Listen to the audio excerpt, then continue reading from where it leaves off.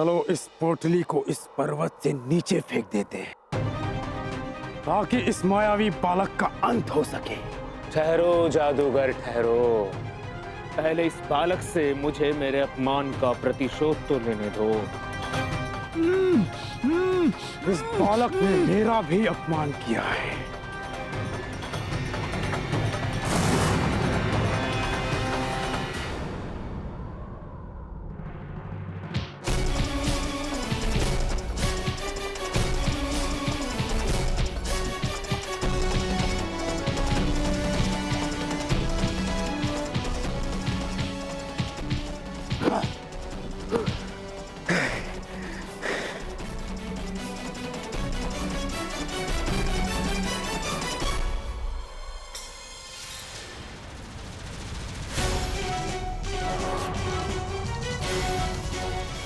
अरे ये तो बकासुर है, कृष्णा कहाँ है?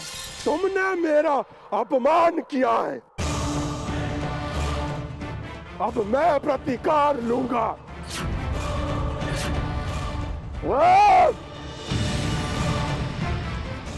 रुक जा बकासुर, रुक जाओ। ठहरो बकासुर, ठहरो।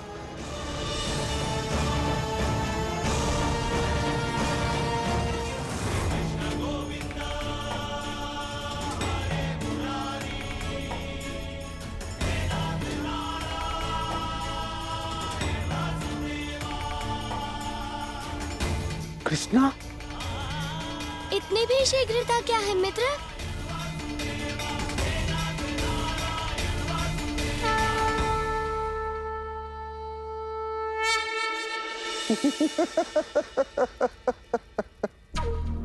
विकट, पता है तुम्हें, जब एक व्यक्ति के स्वप्न पूर्ण होने वाले होते हैं ना, तो उसका आनंद ही कुछ और होता है।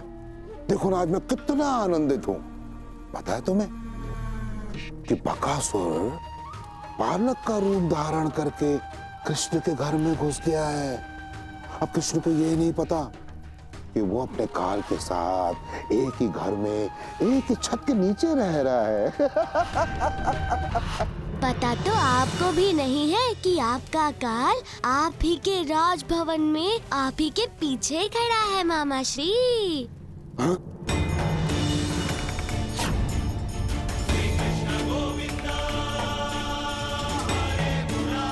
कृष्णा, असंभव है। तुम यहाँ तो कैसे आ गए? आपका अंत आ गया है मामा श्री। नहीं नहीं नहीं, नहीं।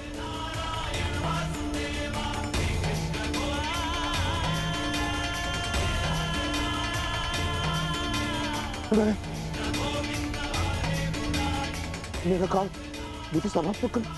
नहीं, क्षमा कर दो मुझे, क्षमा कर दो। नहीं, क्षमा कर दो मुझे। क्षमा कर दो मुझे, क्षमा कर दो मुझे। क्या हुआ महाराज? कृष्णा, ये निश्चय ही आपका भ्रम है महाराज। यहाँ तो कोई भी नहीं आया महाराज।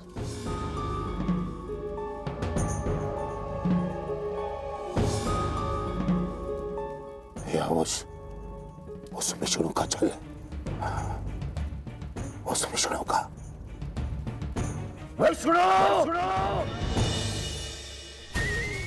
इतना क्रोध स्वास्थ्य के लिए उचित नहीं है मामा श्री। अब देखिए ना, क्रोध करके आपके प्रिय बकासुर का क्या हाल हो गया है। चलो बकासुर।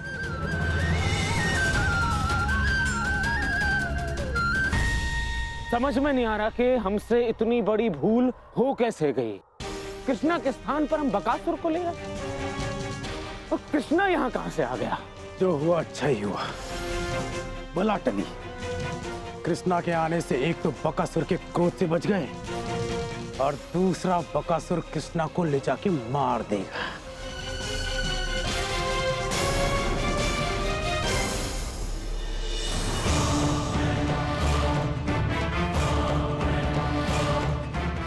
तूने मेरा पांव नहीं, मृत्यु का पांव पकड़ा है कृष्णा। इतनी ऊपर से गिर कर तो यमराज का भी काल आ जाएगा।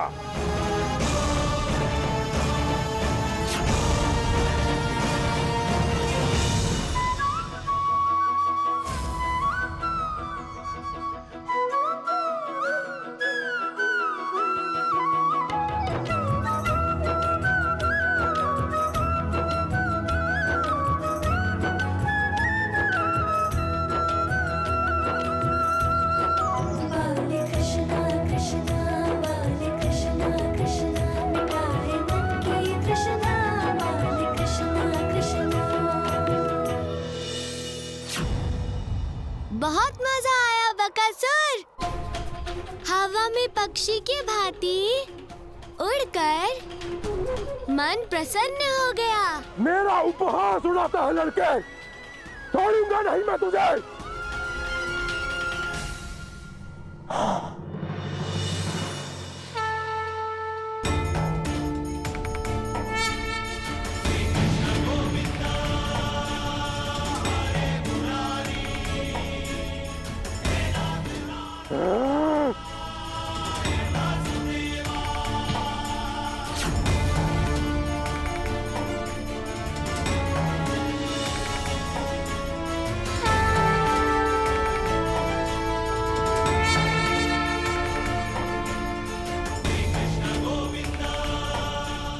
बस इतनी ही माया है तुम्हारे पास।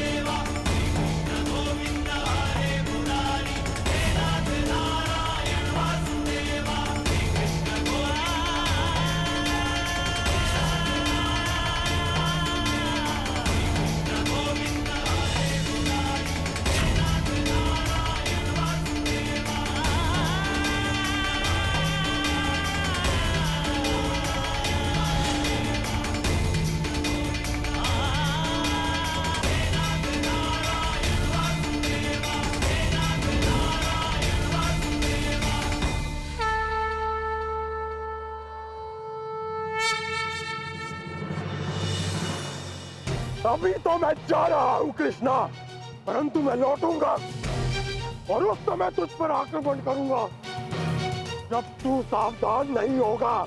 ऐसा कभी हो सकता है कि कोई मुझसे छिपकर मुझ पर आक्रमण कर सके? अवसर तो मैं तुम्हें दे रहा हूँ बकासुर, सुधरने का, ताकि तुम ये ना कह सको कि कृष्णा ने चेतावनी नहीं दी थी।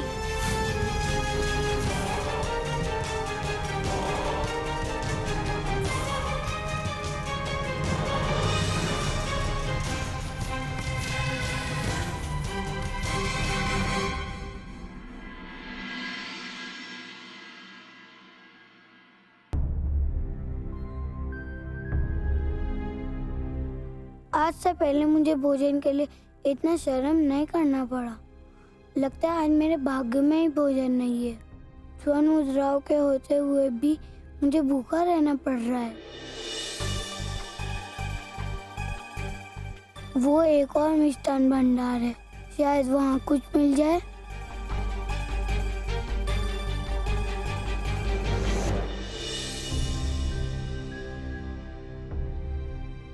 भैया बहुत भूख लगी है, हलवा पूरी है तो दे दो ना भैया। हाँ हाँ बालक, आप बैठो, मैं अभी लेके आता हूँ।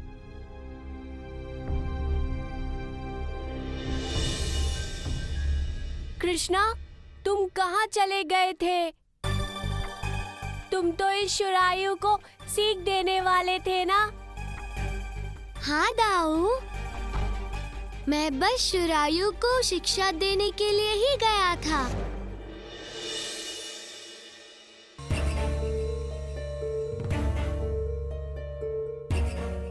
देखा, अंततः भोजन मिल ही गया। सब धन की माया है भैया सारायु।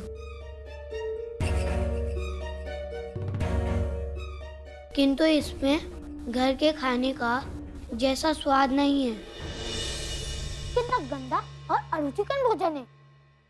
पकवानों में से गंध भी आ रही है। क्या मुझे पुराने पकवान दे दिए? अरे बालक, तू ये क्या कह रहा है? सारे पकवान अभी अभी ताजा बने हैं। मेरी माँ के हाथ के पकाए हुए भोजन के आगे ये कुछ भी नहीं है। शुरायु,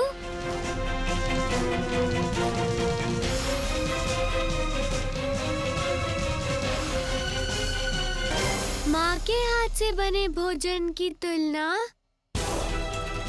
बाहर के पकवानों से कर ही नहीं सकते, क्योंकि माँ तो भोजन में विशेष वस्तु डालती है जो उनके साधारण भोजन को भी स्वादिष्ट बना देते हैं। तो ठीक है, मैं वो वस्तु क्रय करके मेरे भोजन में डाल लिया करूँगा।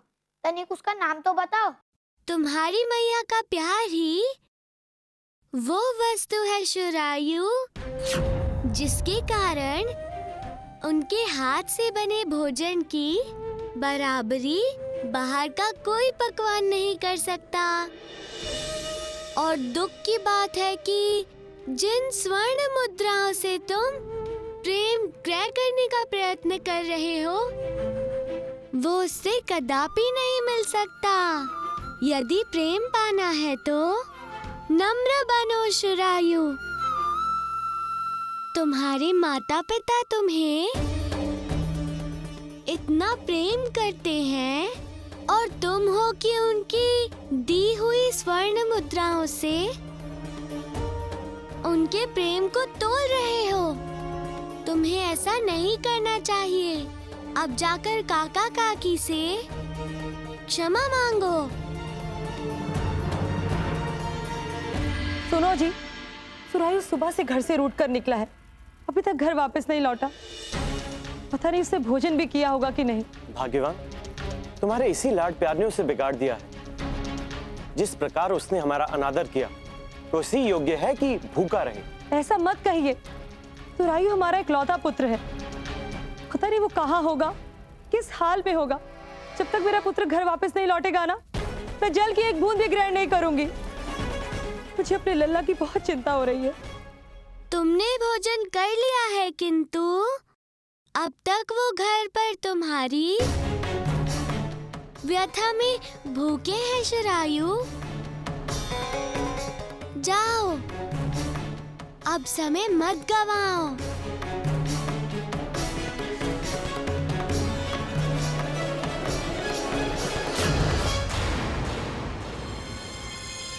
अच्छा, तो तुम समझ रहे हो कि तुमने शुरायु का हृदय परिवर्तित कर दिया। उसे माता पिता का आदर करना, अहंकार ना करना और शिष्टता पूर्ण व्यवहार करना सिखा दिया। अब देखना वो क्या करता है। मेरी पराजय का प्रतिशोध तो मुझे लेना ही होगा कृष्णा। भाग्यवान, चिंता तो मुझे भी हो रही है। तो आप प्रतीक्षा किस चीज की कर रहे हैं? जाके मेरे पुत्र को खोज लाइए ना।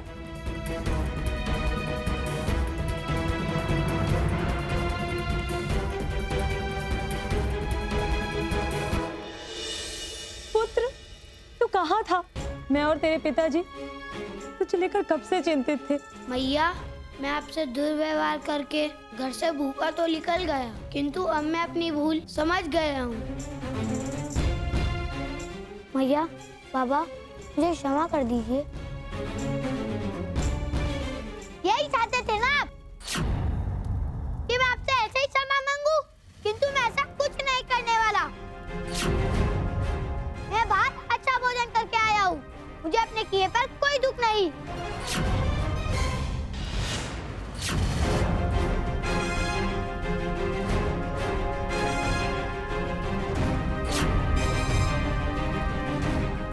सुरायु, ये जवाहरात कहाँ से लेकर आए हो? ये तो बहुत ही बहुमूल्य है पुत्र। बाबा, आप आम खाइए, गुठलियां मत गिनिए।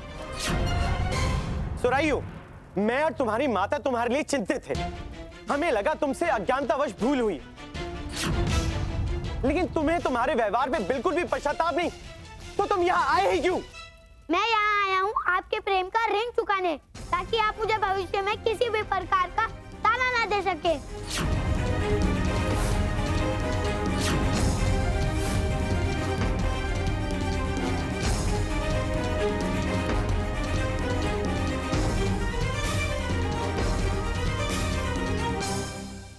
यह बहुमूल्य रतन मैं तुम्हें दे रहा हूँ, क्योंकि तुमने मुझे जन्म दिया,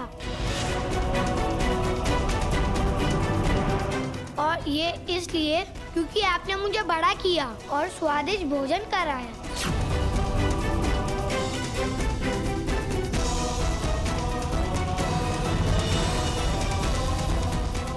यह मूल्य है आपके प्रेम का।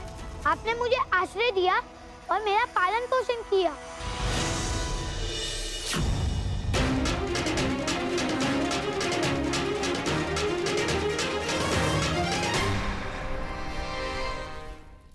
कहाँ है वो बहुमूल्य रत्न? चुपचाप हमें सौंप दो। कौन सा रतन? मेरे पास कोई रतन नहीं है। ये क्या हो रहा है? आपके पुत्र को जवाहरात व्यवसायी के यहाँ चोरी करते हुए देखा गया है। और वहां से भाग आया, इसलिए इसे हम यहाँ पकड़ने आए हैं।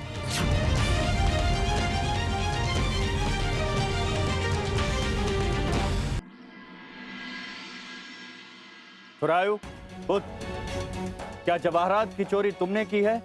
नहीं नहीं नंदराज, मेरा पुत्र निर्दोष है, इसने कुछ नहीं किया। यदि शुरायु ने चोरी नहीं की तो वो जवाहरात घर क्यों लाया? उसे चोरी करते हुए देखा गया। नंदराज, मैंने ही सराइयों को वहां से जवाहरात लेकर आने को कहा था। वो इस सत्य से अनभिज्ञ था कि मैं उसे चोरी करने के लिए कह रहा हूं। नंदराज, अपराध मैंने किया, आप दंड मुझे दीजिए।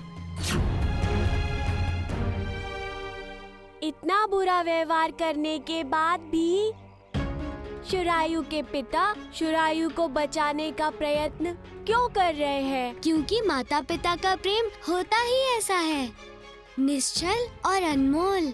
वो अपनी संतान को कष्ट में नहीं देख सकते।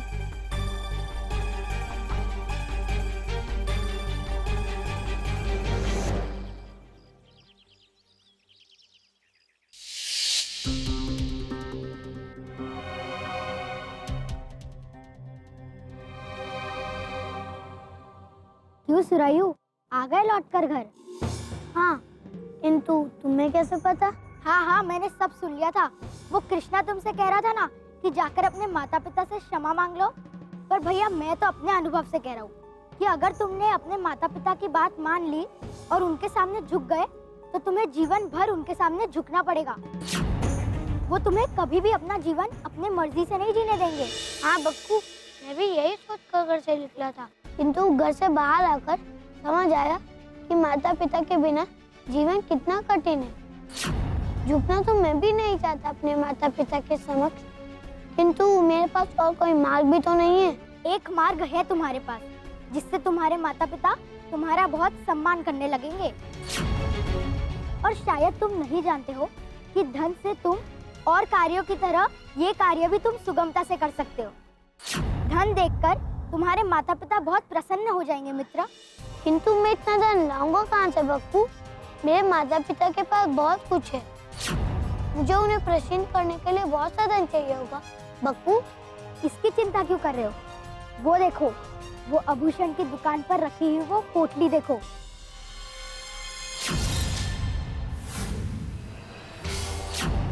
बस किसी तरह उस पोटली को उस आभूषण की दुकान से चुरा लो और समझो तुम्हारा कार्य हो गया। हाँ बक्कू, तुमने तो बड़ा अच्छा सुझाव दिया है।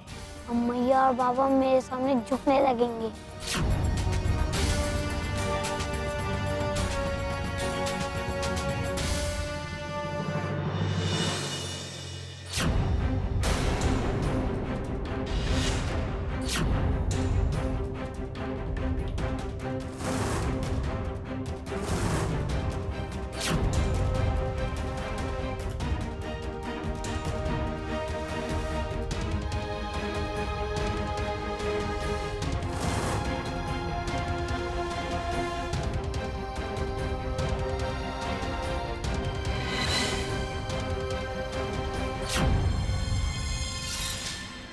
अरे, वो बहुमूल्य रत्न की पोटली कहाँ गई? नहीं नहीं, आप मुझे इसका दंड दीजिए। मैंने इनसे जवाहरातों की मांग की थी। इसका तात्पर्य यह है कि सुरायु के अपराध का दंड आप दोनों लोग भुगतना चाहते हैं। हाँ नंदराज, इस अपराध के लिए आप मुझे कोई भी दंड देंगे, मुझे स्वीकार है। हाँ नंदराज, आप मुझे दंड दीजिए, किंतु मेरे पुत्र को क्षमा कर दीजिए। मेरे माता पिता इतना सब होने के बावजूद भी मेरी रक्षा कर रहे हैं। यदि आप लोगों को अपना दंड स्वीकार है तो ये सभा आप लोगों को सुरायु के अपराध का दंड देगी।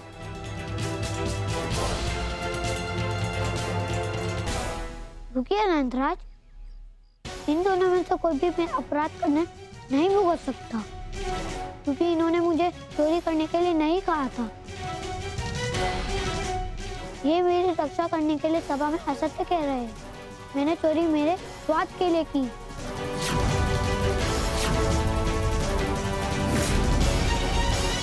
किंतु तुमने चोरी क्यों की शुरायु?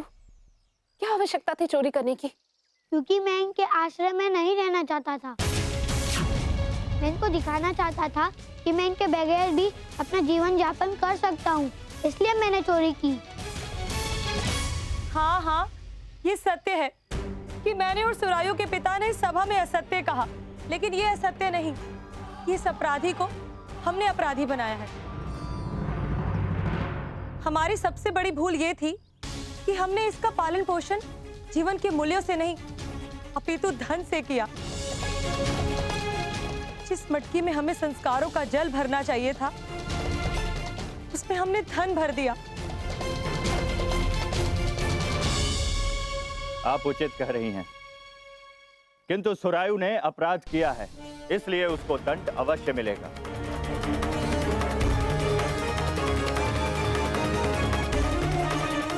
और पंचायत का फैसला यह है कि सुरायु और आप लोगों को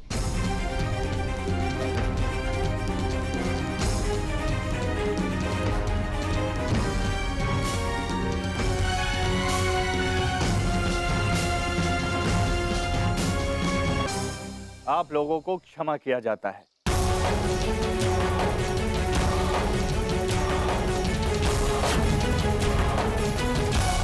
नंद बाबा, ये अनुचित है। अगर किसी ने अपराध किया है तो उसे दंड मिलना चाहिए। और बाबा, आप कितने चतुर हैं, कितनी चतुराई से आपने अपने पड़ोसियों को क्षमा कर दिया। किंतु इस व्यक्ति का क्या, इस व्यक्ति के ऊपर क्या बीत रही होगी? इसके आभूषण चोरी हुए हैं, पूछिए इस व्यक्ति से। हाँ, पूछ लिया। ये जवाहरात मेरे पिता के ही है तनु काका।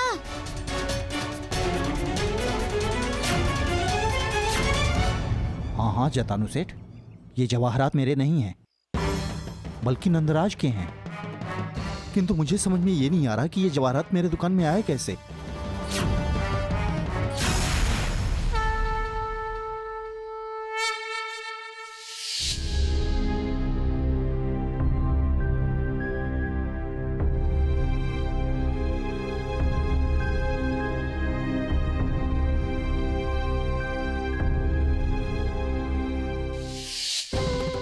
आखिर बुराई ने ही बुराई को खत्म करने में मेरी मदद की। सुबल और सुदामा, जाओ अपने मित्र शुरायु के गले लगो। उसे अपनी गलती का एहसास हो गया है।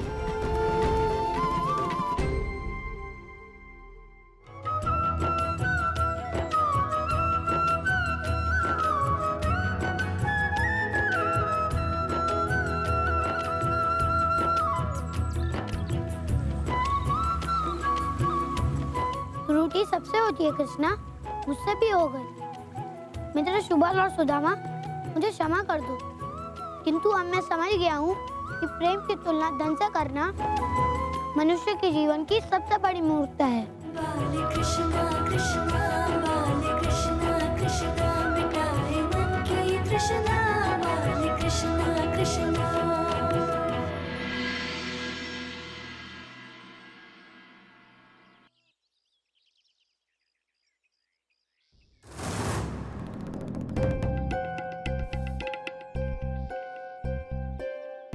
मक्खन तुझे बहुत प्रिय है ना कृष्णा? तेरे हिस्से का माखन खाऊंगा और फिर चोरी का इल्जाम तुझ पे ही आएगा।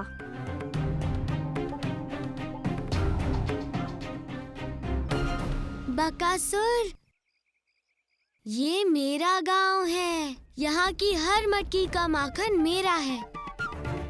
गोकुल का माखन तुम्हारे भाग्य में नहीं है।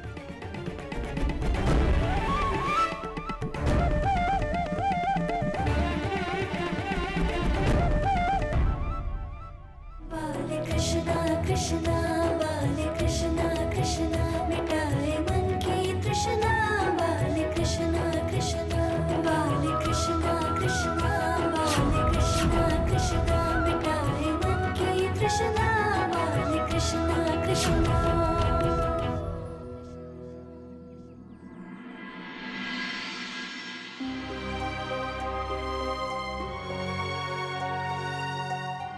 ये मटकी का माखन कहाँ गया?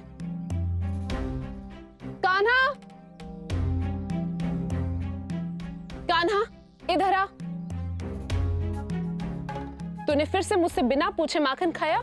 मैंने माखन नहीं खाया, माखन तो बक्कू ने खाया है। वो देखो मैया, बक्कू के हाथ में माखन लगा है।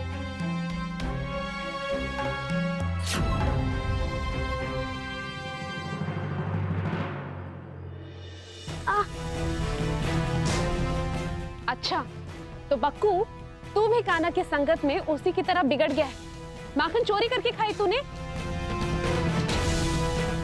देख, अगर आज के बाद तूने ऐसा कुछ भी किया तो तुझे भी वैसा ही दंड मिलेगा जिस प्रकार कान्हा को मिलता है।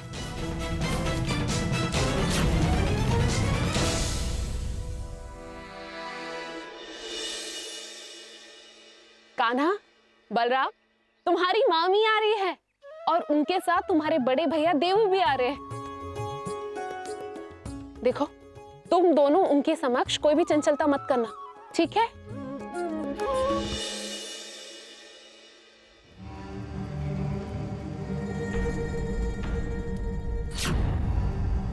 महाराज, एक बात बताइए, क्या हम यहाँ खड़े खड़े इन तीरों से निशाना साधते रहेंगे? ये साधारण तीर नहीं है। इन तीरों के मुख पर महाकाल के सर्पों का विष लगा हुआ है। क्या? यदि ये किसी को छू भी लेना तो उसकी मृत्यु हो जाती है।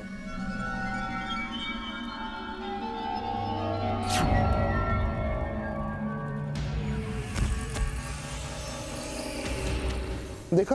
हाँ?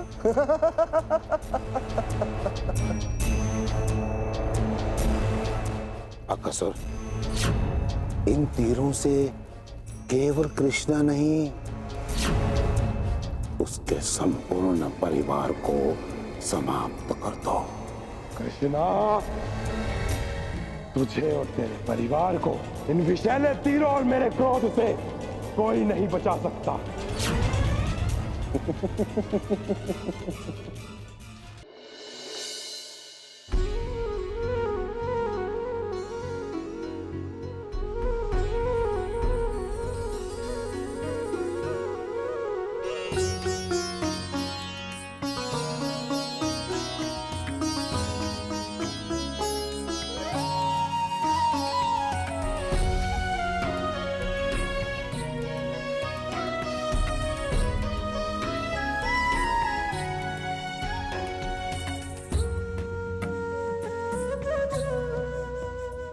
अरे हाँ, प्रणाम जीजी। नमस्ते भाभी।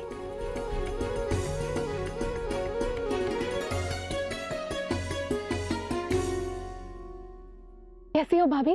कितने दिनों बाद आई हो तुम। तुम्हें पता है, हम कब से आपकी प्रतीक्षा कर रहे थे। देखो, इस बार आई हो तो कुछ दिन रह के ही जाना, ठीक है? बिल्कुल, हम लोगों को भी तो कितना समय हो गया था आप लोगों से मिले हुए। इसीलिए मैं देबू को लेकर आपसे मिलने चली आई और अब कुछ दिन यहीं ठहरेंगे।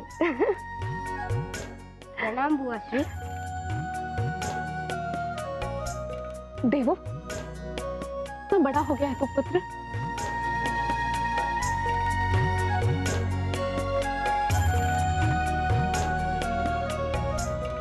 प्रणाम फूफा श्री। खुश रहो पुत्र।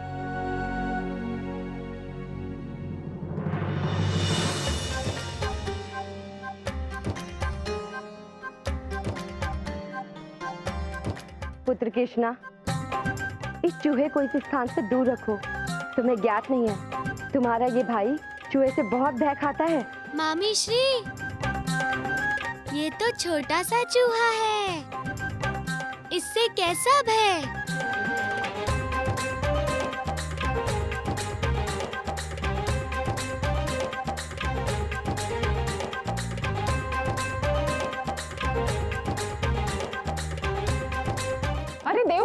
देवो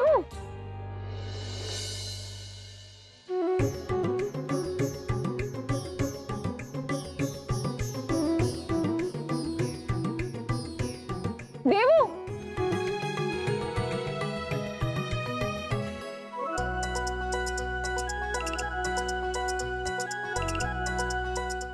बचाओ बचाओ बचाओ बचाओ। अरे देवू, तुम चूहे से भयभीत होकर क्यों भाग रहे हो? ये तुम्हें कोई नुकसान नहीं पहुंचाएगा।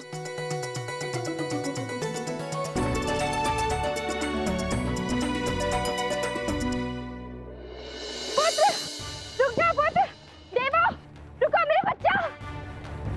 देवू देवू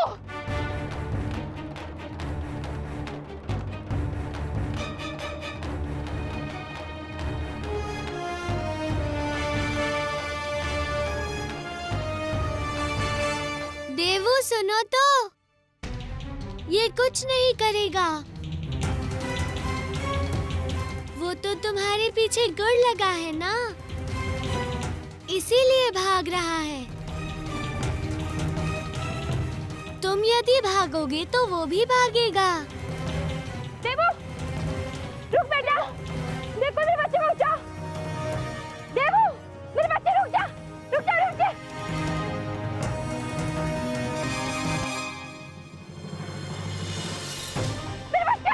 मेरे बच्चा कोई भी गिर गया, कोई तो बचाओ। देवो इस छोटे से बालक की रक्षा करना। मेरे बच्चा। देवो देवो मेरे बच्चा। देवो कोई निकालो मेरे बच्चे को। देवो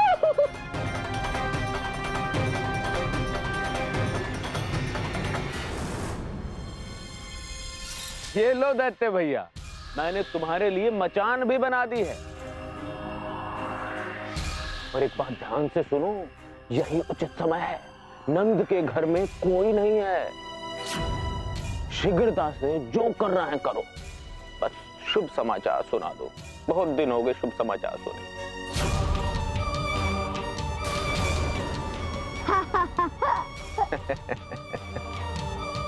शीघ्र करो, जाओ। कोई तो बचाओ मेरे बच्चे को। देवो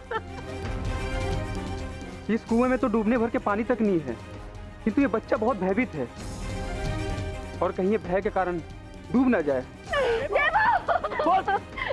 देवो भयभीत मत हो, वो बिल्कुल भी गहरा नहीं है। हम शीघ्र ही तुम्हें निकाल लेंगे। राम प्रसाद, पैसे लेकर आओ।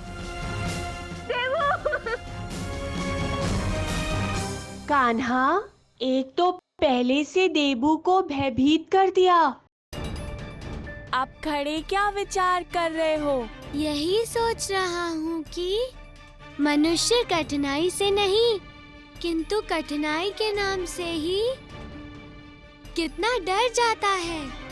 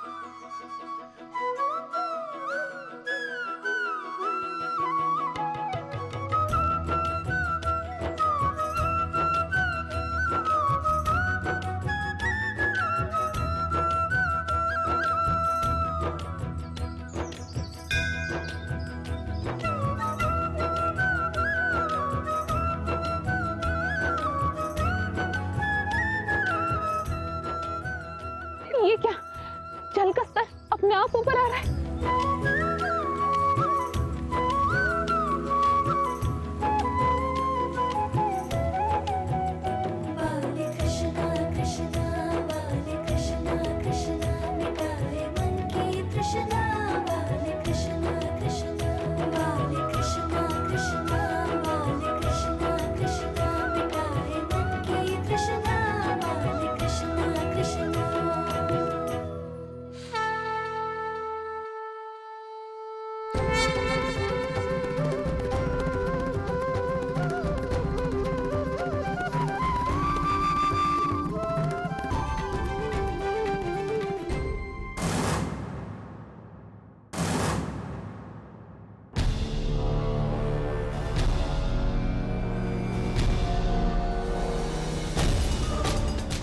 हो गया काम। अब सब लोग जब इन तीरों के नीचे भोजन करने बैठेंगे तो सबके ऊपर मैं ये मचान गिरा दूंगा। ये मचान गिरा और कृष्णा और उसका परिवार समाप्त।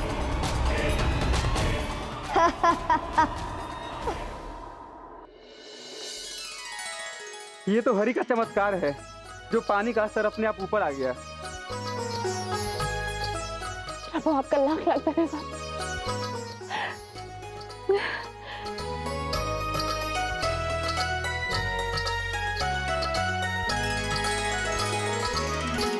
कान्हा, तेरी चंचलता से दुखी हो गई हूं मैं। नहीं मैया, मैंने चंचलता नहीं की। ये चपलता तो चूहे ने की है।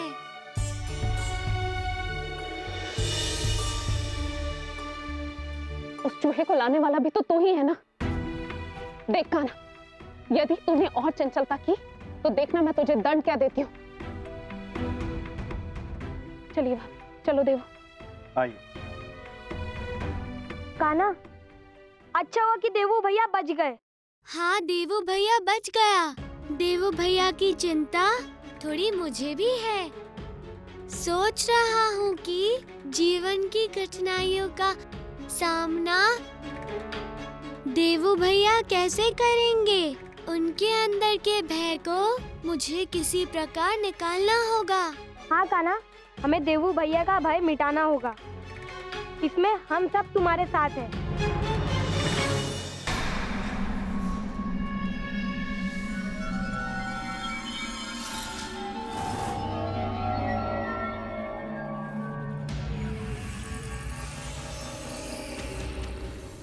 जी, ये बालक तो बहुत ही सुंदर है। अच्छा किया आप इसे अपने साथ ले आए। हाँ, मैं कितना प्यारा हूँ ये तुम सबको थोड़े क्षणों में पता चल जाएगा।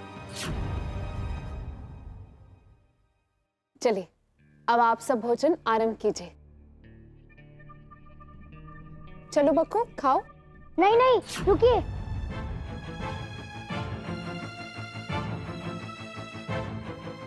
बाकू, क्या हुआ पुत्र? बाबा,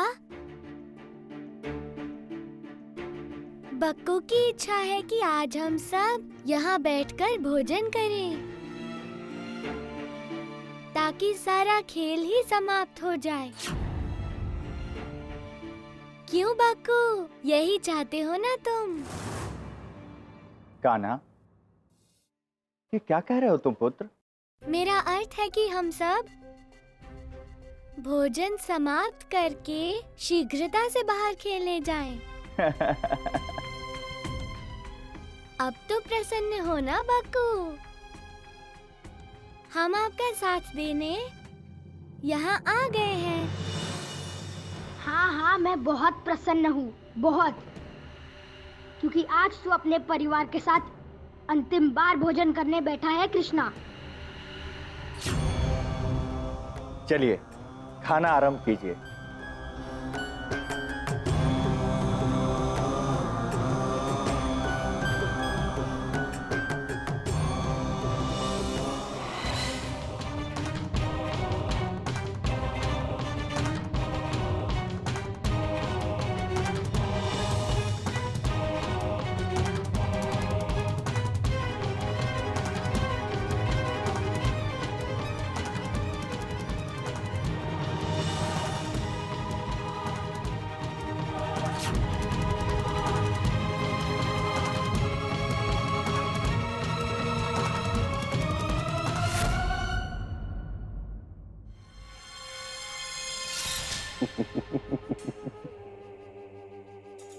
अब तुम्हारी मृत्यु की उल्टी गणना शुरू हो गई है कृष्णा। अब वो तीर किसी भी क्षण तुम्हारे शरीर के आर पार होगा। किसी भी क्षण।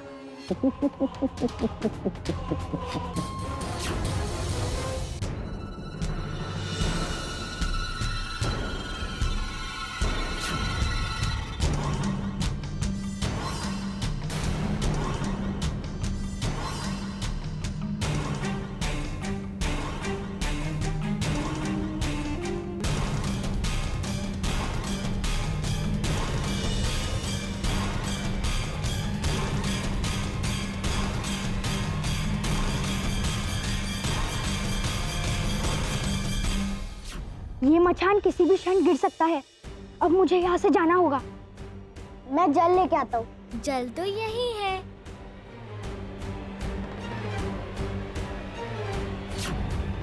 तुम्हें कहीं जाने की आवश्यकता नहीं है बक्कू। वो मैं माखन लेके आता हूँ। माखन भी यही है बक्कू।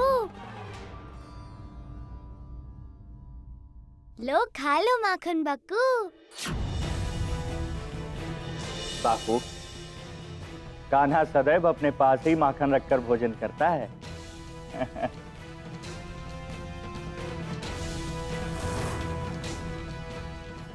अब तो प्रसन्न हो ना बक्कू, हम आपका साथ देने यहाँ आ गए।